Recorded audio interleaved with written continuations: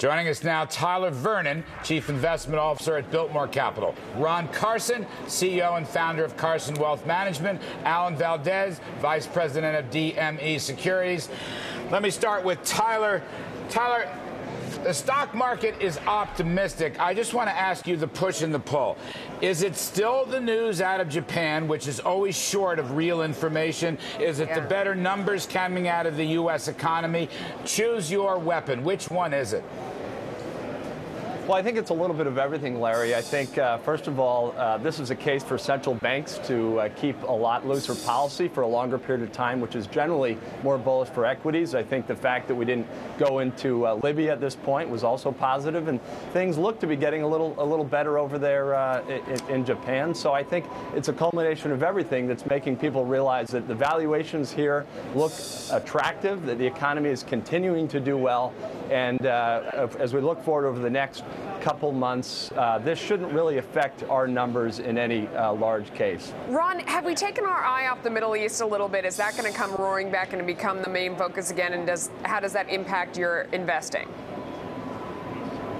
I think it could. I mean, there's geopolitical events are going to be with us every day this year and for the next several years. But I think what overrides that is the Fed's unprecedented printing of money by buying government bonds. You know, in the short run, we'd use this as an opportunity to light up on your equity positions or add hedges to the portfolio.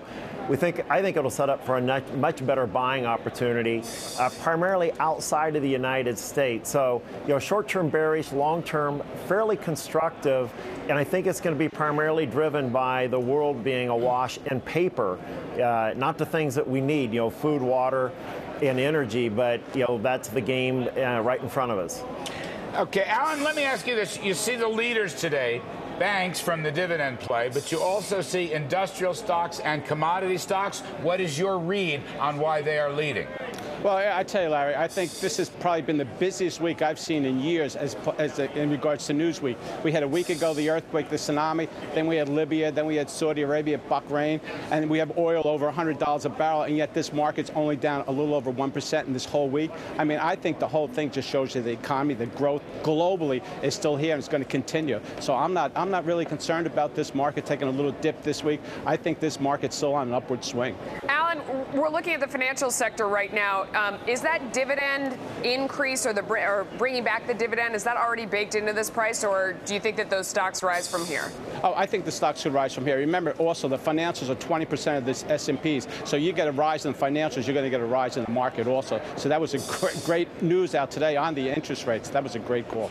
Ron, why are you such a short-term bear? What is driving your thought on that?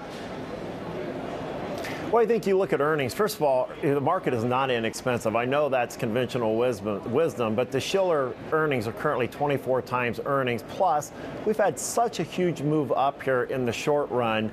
And, you know, the market, yeah, it went down because of the horrific things that happened in Japan, and our hearts go out and prayers go out for everybody in Japan. But the reality is this market was looking for a reason to correct, and it just got too far ahead of itself. We do think once this correction's over, and I think that we will see lower lows here, you know, this year, that'll be a time to set up for a better move. It's really what, just a 2% correction, net. I mean, that ain't much. It's not much, but it's done some technical damage to the market. And here's the other thing that's going on. You're seeing a massive amount of money coming out of money market and bond funds. And unfortunately, it's retail investor who historically has invested right at the short-term tops in the market, only to be, you know, scared away. And we think there's an 8 to a 20% correction setting up here. And that's probably where they'll re-exit the market back into, you know, short-term bonds, only repeat the cycle all over again. All right, fair enough. 8 to 10% correction. Anyway, gentlemen, thank you, Tyler, Ron, and Joe. When we come back, Libya declares a ceasefire after the UN okays a no-fly zone. We're going to discuss what that means for oil prices ahead and whether you should buy into oil stocks right now. You're watching CNBC, First in Business Worldwide.